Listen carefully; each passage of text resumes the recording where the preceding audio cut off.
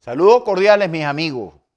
De nuevo con ustedes por aquí, Enrique Alberto Martín Cuervo, especialista en aviación, y vamos hoy a tocar el tema de introducción a la investigación de accidentes. Muchas gracias a la Defensa Pública por la invitación y espero que esto sea de interés profesional para todos los que hacen vida en este organismo. Comencemos pues. El objetivo general de esta charla es conocer los principios generales de la investigación de accidentes e incidentes de aviación que rigen en Venezuela y en el mundo entero. Aquí tenemos esta imagen. Esta imagen es del accidente donde muere Renny Tolina.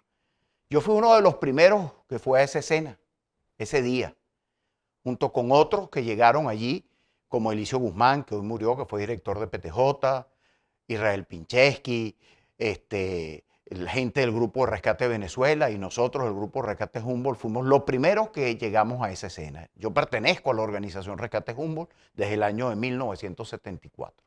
Soy uno de los pocos que todavía queda con vida, que estuvimos allí en ese proceso de investigación. Continuemos. La introducción a accidentes aeronáuticos. ¿Qué es una investigación de accidentes? La investigación de accidentes de aviación es un análisis profundo de un suceso inesperado y no deseado y buscamos con esto determinar por qué ocurrió, cuál fue la causa que lo llevó a cabo. Y para eso tenemos una metodología, que es lo importante. ¿Cómo logramos nosotros saber qué pasó? Porque, señores, inventar puede hacerlo cualquiera, pero probar un hecho es lo difícil y lo complicado. Y para eso usamos el método científico. Para hacer una investigación de accidentes tenemos que hacer o desarrollar un método científico que consiste en la observación sistemática, medición, experimentación, formulación, análisis, comprobación o modificación de la hipótesis. Y para ello, las principales características del método científico válido son la falsibilidad, si se puede desmentir, la reproducibilidad, la variación o la repetibilidad, si se puede repetir, los resultados corroboran la revisión por pares, algunos tipos de técnicas o métodos, la deducción, la inducción, la aducción, predicción. Es decir, nosotros usamos la ciencia para determinar qué fue lo que ocurrió. No podemos inventar, porque el invento no nos lleva a nada concreto, no nos permite el trabajo como corresponde. Por eso, señores, la investigación de accidentes es un análisis a profundidad de lo ocurrido, utilizando el método científico. Aquí tenemos el accidente de West Caribbean en Maracaibo. Por cierto, es un caso raro porque el avión no iba a Venezuela, el avión iba a una isla, salió de Panamá, pasó sobre el territorio colombiano, luego iba sobre el territorio venezolano y ahí se le produce un coffee corner o esquina de ataúd y el avión cae en territorio venezolano. Y esa investigación y todos esos procedimientos nos tocaron a nosotros con la cantidad de cosas que allí ocurrieron, muy buenas y otras no tan buenas, que generaron retrasos en los procesos, pero hay videos sobre ese accidente hoy en día. Ahora vamos a ver la normativa venezolana que tutela el proceso de investigación. Lo primero, la Ley de Aeronáutica Civil. La Ley de Aeronáutica Civil tiene 4 artículos que habla del infortunio aeronáutico, específicamente de investigación de accidentes. Esa Gaceta Oficial del 17 de enero del 2009, donde figura la Ley de Aeronáutica Civil venezolana. El 96, la autoridad competente en investigación de accidentes e incidentes de aviación. Ahí se habla de que corresponde pues a la junta investigadora, en este caso ya no es junta, es una especie de NTCB de Estados Unidos que fue creada aquí, Todavía no la entienden bien los encargados de ese manejo porque la lleva simplemente la parte aeronáutica, pero en teoría le compete también la parte marítima y de transporte, en este caso ferroviario. Fue creada con ese fin y está allí. Luego tienes el objeto de la investigación. En este caso es determinar las causas del accidente desde el punto de vista administrativo. Y luego tienes la Junta Investigadora de Accidentes de Aviación, donde hay dos juntas, una civil y una de aeronaves de Estado. Y la obligación de informar, que es el artículo 99. Luego está la ley del Ministerio de Adscripción, en este caso el Ministerio de Poder Popular para el Transporte, donde está creada la Junta de Seguridad del Transporte, que es la que hoy tutela este proceso y hay una persona a cargo allí. Pero él se está ocupando solamente de la parte aérea, todavía no han entrado a la parte marítima en esa junta que le va a tocar, porque entre las funciones que está dentro de la ley del ministerio, así se ordena ese proceso. Luego hay una norma técnica que se salió, que también fue publicada en Gaceta Oficial, que es la norma técnica de aplicación para la investigación de accidentes, incidentes graves e incidentes de aviación. Prácticamente esto es el anexo 13 de la OASI, que lo vamos a ver ahora, con algunas variables que aplica o conduce la normativa en este caso. Y luego tenemos la Junta Militar, que también tiene su resolución y sus normas aquí. En este caso tenemos tres. Tenemos la de accidentes acuáticos, la de accidentes aéreos y accidentes terrestres, que conlleva el Ministerio de la Defensa para lo que tiene que ver con aeronaves de Estado. En este caso sería la parte aérea, que es lo que nos competen, pero también aeronaves, embarcaciones de Estado, que vendrían siendo las embarcaciones militares. Luego la normativa internacional. Como les hablé, tenemos primero el Convenio de Chicago de 1944 y el artículo 26 de ese convenio, el cual es ley de la República, porque ese convenio fue aprobado por el Congreso Nacional y está sustentado jurídicamente dentro de nuestro esquema legal. O sea, es una ley de Venezuela que hay que cumplir. En esa ley está claramente establecido que en caso de que ocurra un accidente debe abrirse una encuesta y se permitirá a los estados de matrícula de la aeronave que designe observadores para esa investigación. En el artículo 37 del Convenio sobre Adopción de Normas y Procedimientos Internacionales Recomendados, SARAP, o sea, este convenio en su artículo 37 establece que los estados van a adoptar las normas y métodos recomendados que la OASI establezca para ello. ¿Qué ocurre con esto? Que esto es importante. Venezuela, la autoridad aeronáutica, en materia aeronáutica, a través de una providencia administrativa, estableció que todos esos métodos recomendados por la OASI son de obligatorio cumplimiento siempre que no contradizcan las normas establecidas en Venezuela. Y hay una gaceta oficial donde así lo indica. El anexo 13, que viene siendo el anexo al convenio, es el que trata el tema de investigación de accidentes e incidentes de aviación. Su primera edición fue en 1951. Y ese anexo tiene algo interesante, que lo tenemos en la norma venezolana, que se lo copiaron, como lo dije, norma técnica con algunas variaciones, pero además de este anexo hay una serie de documentos, no uno, muchos documentos que forman parte de ese anexo, que si se quiere es la Biblia en el proceso de investigación de accidentes. Y luego viene el documento 9756, que es el Manual de Investigación de Accidentes de Aviación.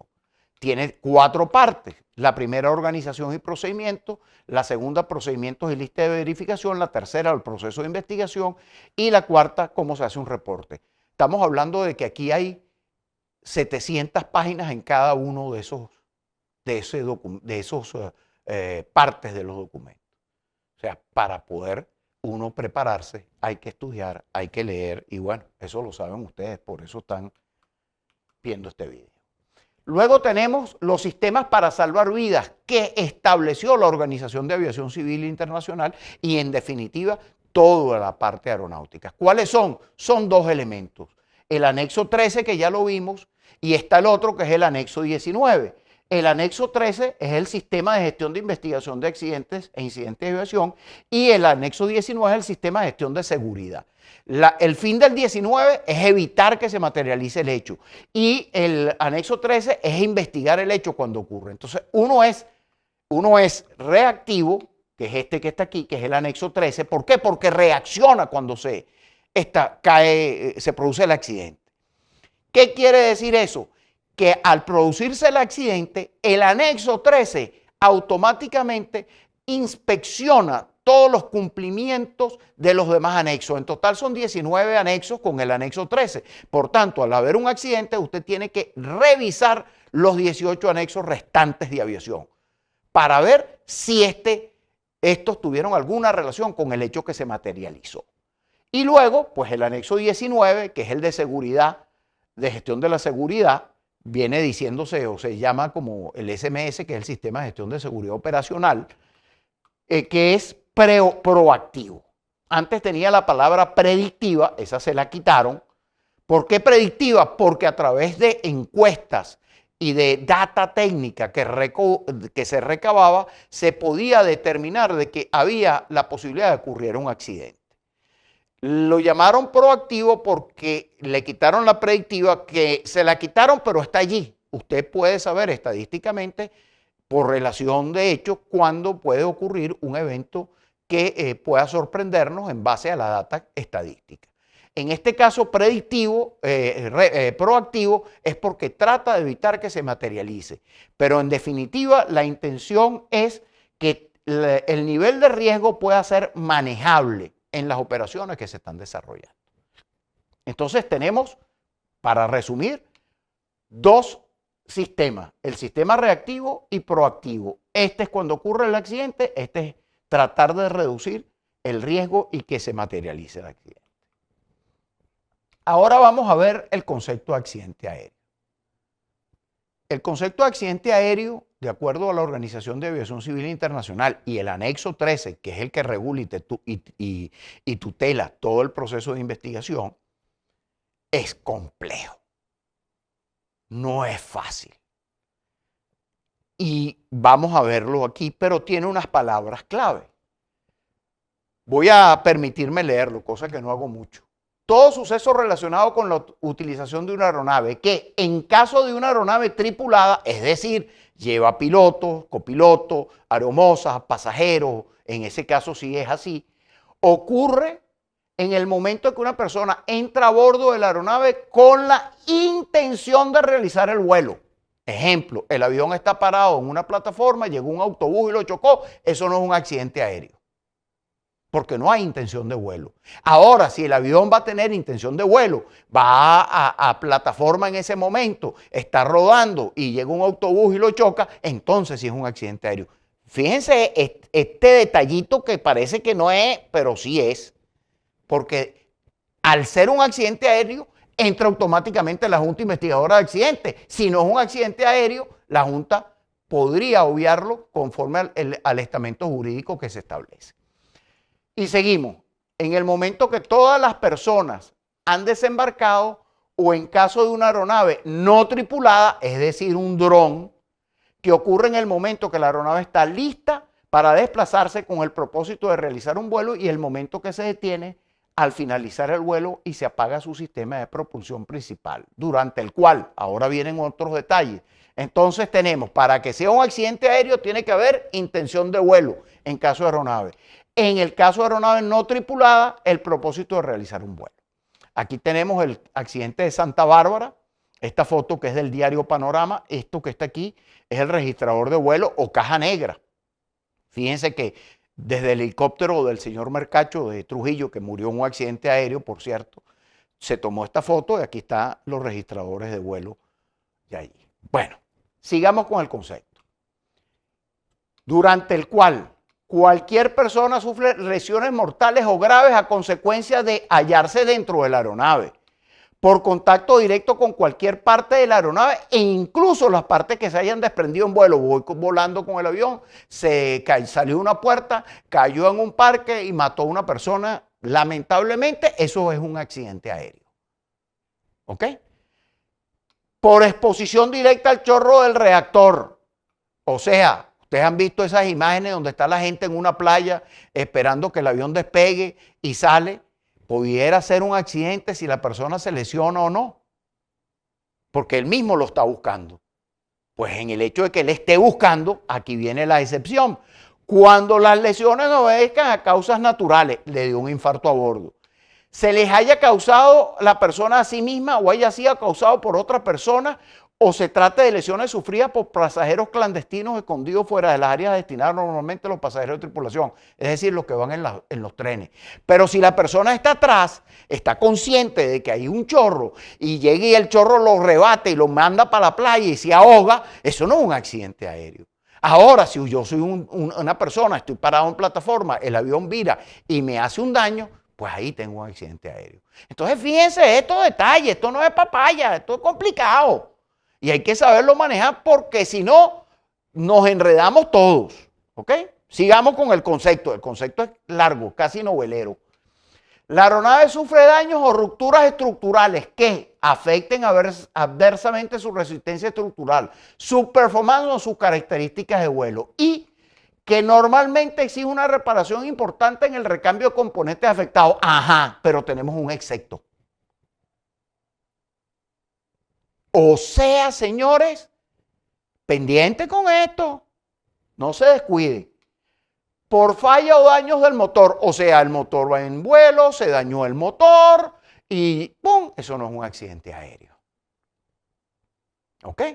Ah, pero el avión explotó, estuvo no contenido dentro del recipiente, causó daños a la estructura, salió y entró y mató a un pasajero, ¿cómo pasó? Ahí tenemos un accidente aéreo. ¿Está claro, no? O sea, si el motor le falla y no pasa nada, no es un accidente aéreo. Pero si el motor falla, causa daños catastróficos dentro de la aeronave e incluso mata a un pasajero, ya eso es un accidente aéreo. Seguimos por aquí. Cuando el daño se limita a un solo motor, incluido su capó o sus accesorios, o sea, se volaron los capós, eso no es un accidente aéreo. Hélices, aterricé y pegué la hélice al piso, eso no es un accidente aéreo.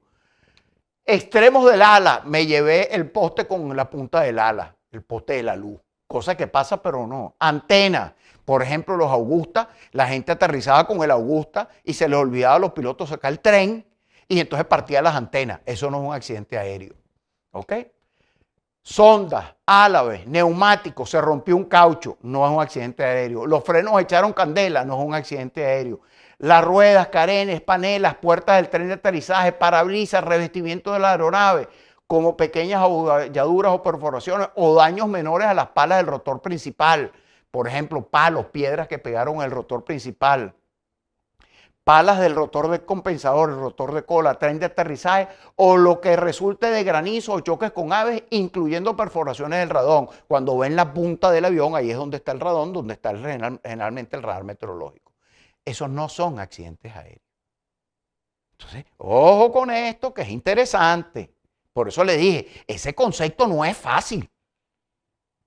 Yo porque tengo años aquí llevando palo para aprendérmelo, porque tuve dos grandes profesores, el capitán Néstor Salazar Briceño, jefe de búsqueda y salvamento, que por más de 20 años fue jefe del SAR de Venezuela en el Ministerio de Comunicaciones, y el ingeniero, el licenciado en física, José Antonio Salas Parra, jefe de investigación de accidentes aéreos de Venezuela, que además investigó el caso de Reni y muchos otros que fueron mis maestros de esa época.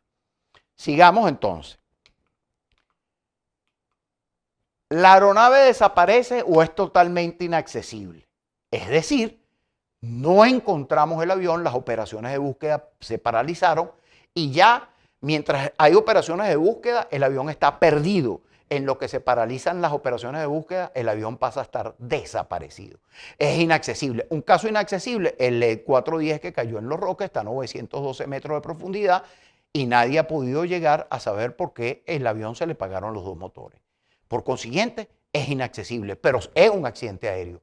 Y hay que contemplarlo como accidente aéreo, porque el hecho de que, por ejemplo, tú tienes el Yankee Victor 2604, un avión que se desapareció en ruta, desapareció porque la fase de búsqueda se suspendió, no lo encontraron, el avión está desaparecido. En consecuencia, según en la parte 3C o 3, como quieran llamarlo, del concepto de accidente, es un accidente aéreo y hay que tratarlo como un accidente aéreo. Y cuando es un accidente aéreo, entonces los familiares que están allí tienen ciertos derechos a que se le declare la persona muerta, etcétera, etcétera. Y por eso es importante. Para uniformidad de estadística, únicamente toda lesión que ocasiona la muerte dentro de los 30 días contados a partir de la fecha que ocurrió el accidente está clasificado por la OASI como lesión mortal. 30 días, si te moriste el día 31, chao, no tengo nada que ver con eso, te quedó herido.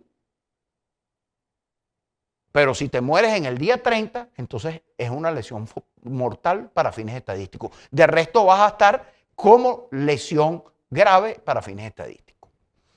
Aquí tenemos el caso de Herman Wins, un piloto, que el piloto sale del avión, el copiloto asume el mando y produce este accidente que es un suicidio allá en los Alpes franceses. Sigamos. Hemos terminado con el concepto de accidente aéreo de la OASI.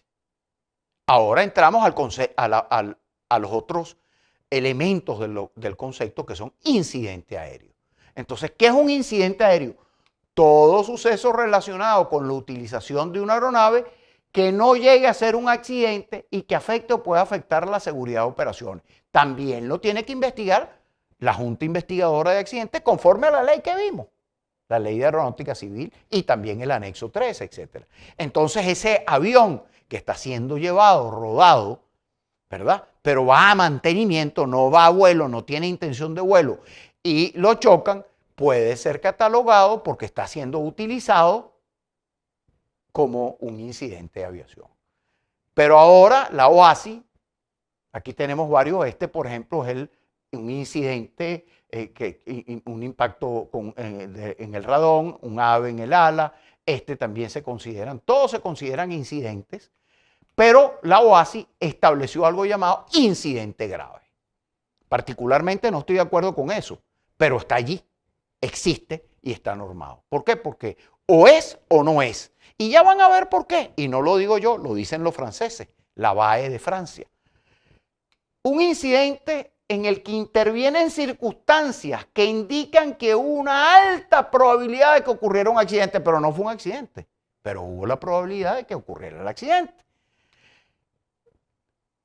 De que está relacionado con la utilización, misma palabras clave, intención de vuelo, utilización, ténganla pendiente, de una aeronave y que en el caso de una aeronave tripulada ocurre entre el momento que una persona entra, con igualito, intención de realizar, o lo mismo, propósito de realizar el vuelo en caso de aeronave no tripulada. Eso es un incidente grave.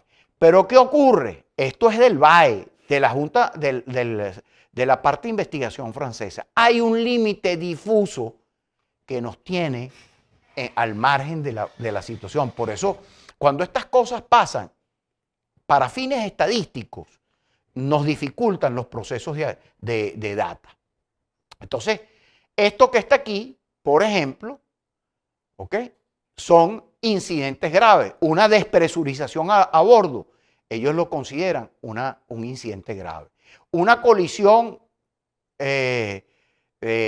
no clasificada como accidente, pues está en un límite difuso. La pérdida de separación mínima de vuelo entre dos aviones, que por ejemplo, que puedan estar en colisión, puede ser un incidente grave como puede ser un incidente menor. También eventos que requieren por ejemplo, que requieren uso de oxígeno, una despresurización, puede ser clasificado como un accidente o como un incidente grave. Y la capacidad de la tripulación de estar en vuelo, o sea, la persona se afectó, se desmayó, se murió el piloto. Entonces, estos elementos hacen que el incidente grave pueda estar también visto en una línea difusa de pasar a un incidente normal o a un incidente grave. ¿Y quién va a dar eso? La experiencia del investigador a cargo.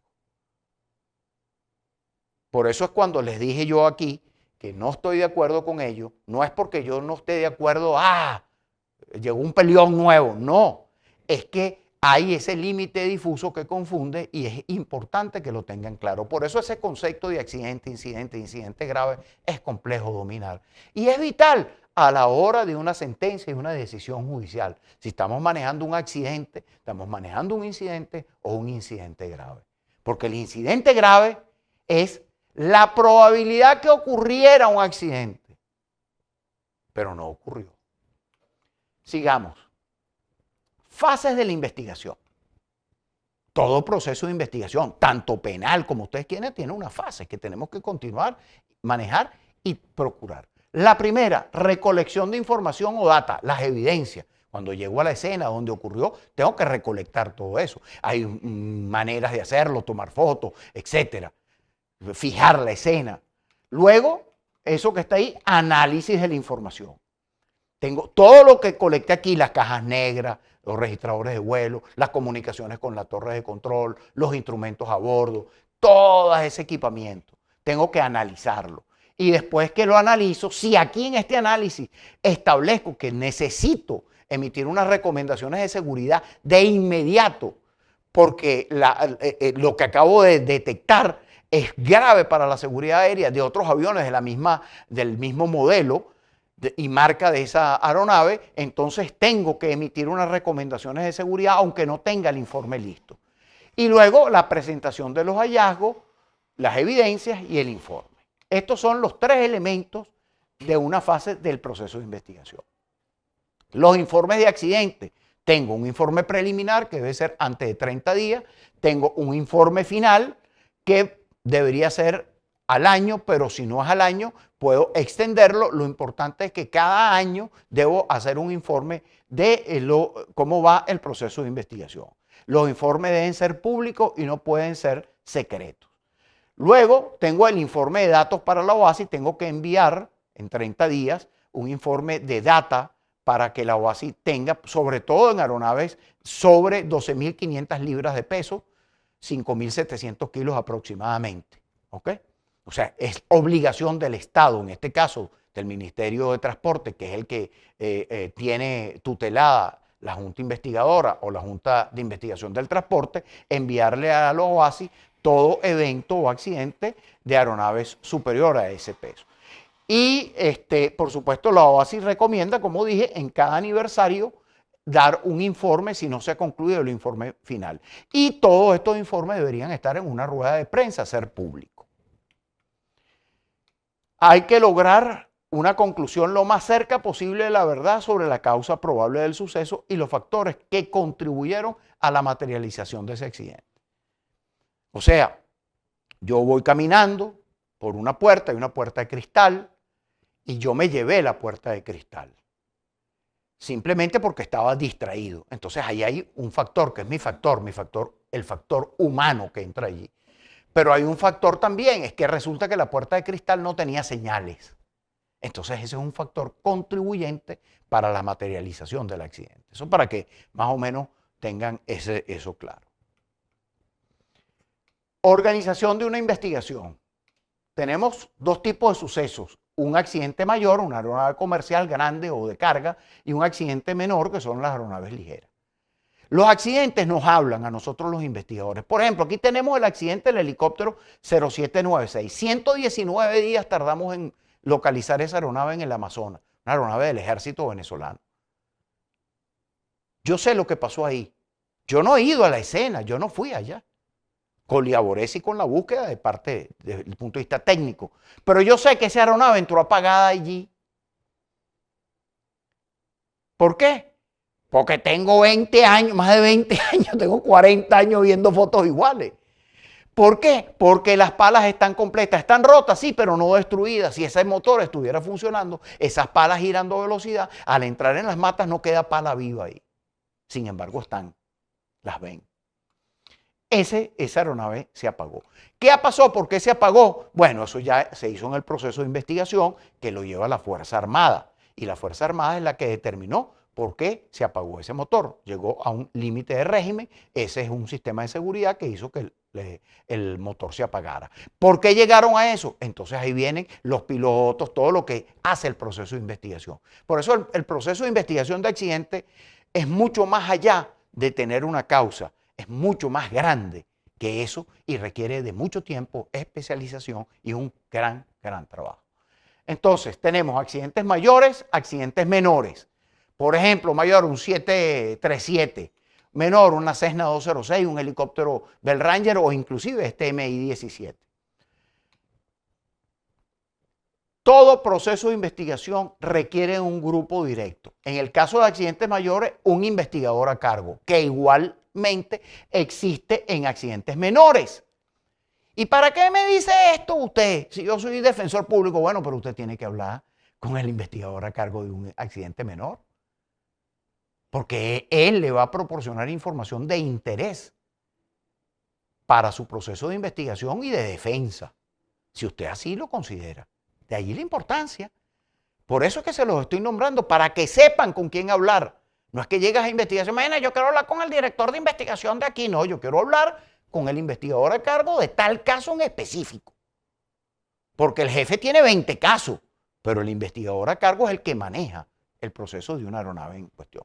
Luego hay un investigador encargado, el adjunto, un coordinador de la oficina, un coordinador de seguridad en la escena, circular 315, que es la circular OASI, que determina cómo debes operar en la escena, cosa que deben saber los defensores si algún día tienen que entrar a la escena.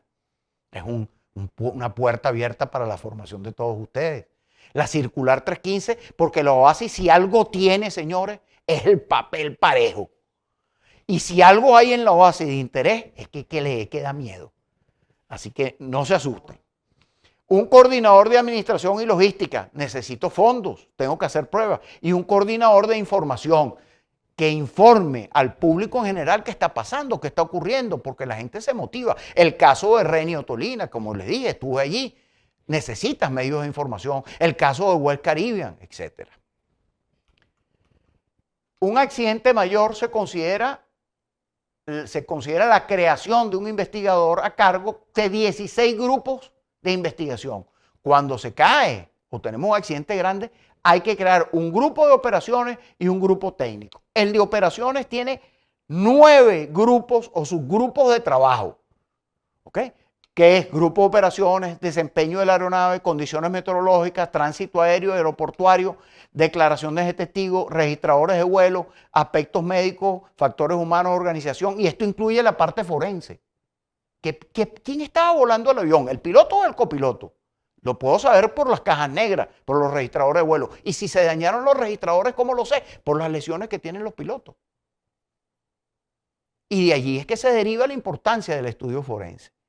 Los cuerpos actúan como unas esponjas. Si ponen una bomba, ellos van a recibir las esquirlas. Si caen en un agua salobre, al hacer pruebas de ese cuerpo sabemos si tiene agua dulce o agua salada.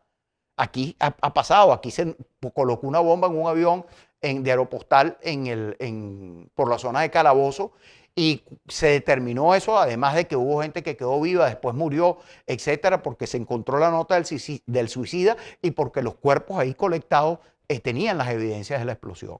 También hubo un avión que era de KLM, pero un vuelo de Viasa que cae en Portugal, en una zona de un río, y las operaciones de búsqueda se situaron en la desembocadura de un río porque uno de los cuerpos que fue recogido al hacer la autopsia se determinó que era agua dulce salada y no salada, por tanto estaba cerca de un río y es cuando consiguen el avión. Fíjense que le estoy hablando de historia y de detalles. ¿Ok? Luego tienes el grupo de seguridad de cabina y el grupo de supervivencia. Búsqueda, salvamento, extinción de incendios, operaciones SAR. Y luego tienes el grupo técnico, que son grupos de estructura, energía, grupos de sistemas de instalaciones, grupo de mantenimiento y registro, grupo de resistencia al impacto, grupo de inspección al lugar, levantamiento del sitio de suceso, planimetría, dinámica de impacto, grupo fotografía, imágenes, video. Grupo técnico y grupo de operaciones. Cuando la aeronave es una aeronave menor, entonces, ¿qué hace uno? Bueno, tiene un investigador a cargo y puede tener una persona que agrupe el grupo técnico y una persona que agrupe el grupo de operaciones. O solicitar apoyo de mecánicos especialistas determinados. ¿Por qué? Porque un avión menor, una aeronave pequeña, no va a recibir la cantidad de gente que requiere un avión de gran tamaño como el otro. ¿Ok? También un globo, aquí tenemos un globo. Eso también son accidentes aéreos. Causas de los accidentes aéreos. Causas generales. Tenemos el factor humano, desempeño humano, factores humanos, la ergonomía. Todo lo que tiene que ver con el hombre, yo. Factor material. Ahí hay un detalle que es importante, pues. Por ejemplo, hicieron una pieza de forma inadecuada, esa pieza falló y generó el accidente, cosa que ha sido común. El factor ambiental, fenómenos meteorológicos. Pero ojo, no es que yo me meto en una nube de mal tiempo y el avión se me desarmó un vuelo y ese factor meteorológico. No, yo me metí en la nube, es un factor humano porque yo debo tener información meteorológica, entonces no me tengo que confundir con esto. Y ¿cuándo es un fenómeno meteorológico? Bueno, una turbulencia de aire claro, el avión va volando, tiene una turbulencia que lo desciende 1000, 2000 pies y una cantidad de heridos a bordo del avión. Eso es un accidente aéreo, pero eso es un accidente por factor ambiental, porque no hay ningún sistema que me detecte las CAT o turbulencias de aire claro. Y luego el factor organizacional. Aquí sí está bueno esto, que es la organización. Yo puedo tener un accidente aéreo, por ejemplo, el West Caribbean.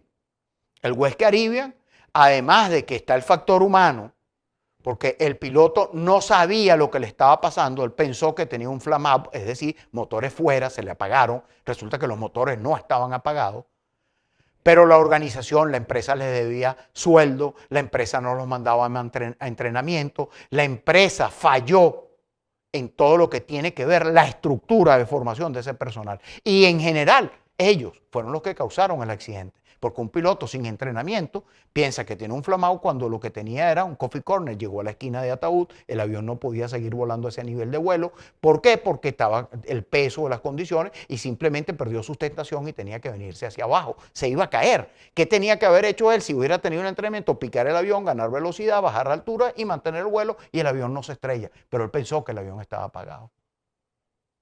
¿Y por qué lo pensó? Porque la organización no le dio las herramientas adecuadas para enfrentar la situación que tenía. Y pendiente con esto, porque eso está en el manual de la OASI, ahorita de investigación de accidentes. El factor organizacional. Candidatos a investigadores. Bueno, pilotos de aviación, ingenieros aeronáuticos, técnicos de mantenimiento. Y pare usted de contar una lista.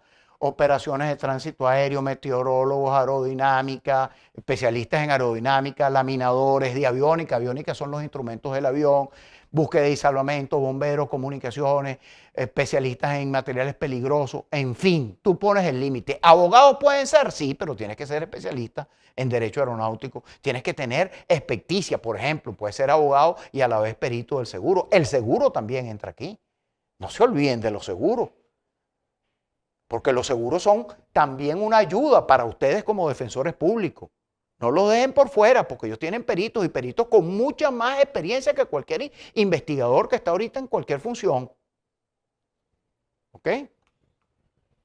Luego, esto que está aquí es los ciclos de investigación de accidentes. Lo voy a explicar con rapidez. Se produce el accidente, es decir, va a ser igual siempre. Operaciones de salvamento, extinción de incendios, recuperación de los fallecidos, entra la fiscalía, tribunales, seguro, un comunicado, inspección, se inspecciona la escena, se colecta todo el material, se almacena, se establece la cadena de custodia. Señores, esto es vital, porque yo, familiar, bueno, el altímetro tenía tal cosa, ¿y cómo sé yo que ese altímetro está en esa posición? Ah, fue fijado, se tomó la foto, ¿dónde está la cadena de custodia? La alteraron lo que marcaba ahí. Entonces resulta que cuando yo lo veo en el tribunal, está alterada, no concuerda la foto de eso. Son detalles y es importante. Y eso es aquí en inspección. Solicitar o recibir solicitudes para incorporarse a la participación, comunicado de lo que está, informar las alertas de seguridad. Ya lo vimos allá. ¿Hay alguna condición en este proceso que pueda generar otros hechos similares? Entonces se actúa con rapidez. Luego, informe preliminar. Antes de los 30 días se debe emitir y es público. Análisis de todos los restos. Luego, la elaboración del informe final, que tienen que hacerlo, y hay 60 días para que lo envíen a consulta, y tienen 60 días los países que están formando parte de esa investigación, en el caso de que ellos hayan querido entrar. El informe debe estar listo en 12 meses y si hay prórroga, bueno, informar cada vez que cómo va el estado de la investigación. Medidas de seguridad, si hay que hacerlas. Los estados tienen 90 días para hablar sobre las medidas de seguridad que se establecieron en ese informe, si las van a cumplir, si no las van a cumplir, y el cumplimiento o no de esas medidas. Este es el ciclo de una investigación de accidentes desde el punto de vista del sistema de gestión de investigación de accidentes. Hay otro que es el sistema de gestión de seguridad, que es el proactivo. El otro que vieron es el reactivo. Más o menos lo mismo, pero por supuesto son menos círculos. Aquí viene la notificación a los familiares, ayuda psicológica a las víctimas. Y yo les hago una pregunta aquí, hoy. Esas ayudas psicológicas están establecidas en el documento 9973 de la OASI y en el 998 de Políticas de las Víctimas. Bien, esos son aviones comerciales. ¿Y los de aviación general qué? O sea, el tipo que está con su avión, con sus amigos, se llega y se estrella. ¿Y quién les da asistencia a ellos? A las familias de ellos. Nadie. Nadie. Hay un vacío allí que no lo contempla la OASI, porque la OASI es aviación comercial, no es aviación general. Y ahí es donde debe entrar el Estado con un departamento, no para darle dinero para que tengan sus gastos, que es el fin de la asistencia a las víctimas de una u otra manera. La intención aquí es darle la ayuda psicológica que hace falta en esos momentos tan duros y tan difíciles de la pérdida de un ser humano. Y eso va incluso para aquellos delitos de cuando hay asesinatos. Esas familias quedan destruidas allí y nadie les da la asistencia que debería y deberían darla. Alguien debería hacerlo. No sé quién, pero debería existir. Entonces, luego tenemos asistir a las víctimas conforme a las normas, lo que habíamos hablado. Aquí volvemos al comunicado. El seguro, todo el mundo dice, bueno, pero el seguro paga o no paga. Señores, un perito de seguros no trabaja para la empresa de aviación, de seguro. El perito es designado o tiene una credencial que le da la superintendencia del seguro y es contratado, sí, o se le pagan sus honorarios a través de la empresa de seguro. Pero es una persona de buena fe que actúa allí. Es lo que va a ver que se cumplan los procesos establecidos en las pólizas de seguro. Y por eso hay que atenderlos, hay que trabajar con ellos y no podemos dejarlos de lado porque están dentro del sistema jurídico, nos guste o no, forman parte y a veces no lo dejan ni acercarse a una escena de accidente. Luego, el informe preliminar, hay que dárselo a los familiares. Dar apoyo económico, en este caso, de acuerdo a estas normas. El informe final, que ya lo hablamos, mantener siempre informadas a las víctimas de lo que está ocurriendo e indemnizar a la familia de acuerdo a lo que establece el seguro. Indemnizarla, pagarles. No les vas a devolver la vida. Ahora, el seguro tiene que pagar. Si se cayó el avión, yo lo pago. Ah, pero que el tipo estaba haciendo pasajes rasantes que no tenía por qué hacerlo, estaba violando las normas de aeronáutica civil. Entonces, ahí vienen otros elementos donde ustedes, defensores públicos, tienen una competencia que es la que se llama la ayuda que se le puede dar, la negociación. Las empresas de seguros negocian esos pagos por fuerza mayor, por causas X. Y ahí es donde viene lo importante, ahí es donde entran ustedes. No solo es defender, es negociar en un momento determinado lo que deben negociar para que las víctimas sufran el menos daño posible. Y entiéndase víctimas, los familiares. Bueno, ya con esto, señores, terminamos esta parte. Y voy a esta reflexión. Todos somos ignorantes. Lo que ocurre es que no todos ignoramos la misma cosa. Simple. Yo puedo saber mucho de aviación, pero les puedo asegurar que no tengo la menor idea de qué hacen un tribunal. Pero ustedes sí. Y ustedes tienen que tener herramientas para poder enfrentar todas estas situaciones. Y eso es lo importante. Por eso esta escuela lo que busca es que ustedes como profesionales tengan la capacidad de llevar cualquier defensa pública en beneficio de esa persona que está siendo asistida por ustedes. Y eso puede marcar la diferencia. Todo lo que se aprende en su forma correcta se va a transmitir en su forma segura y eficiente en el desarrollo de su actividad como defensores públicos. Gracias por escucharme y por permitirme mi poquito de ánimo que agarro aquí de vez en cuando. Gracias y saludos cordiales a todos.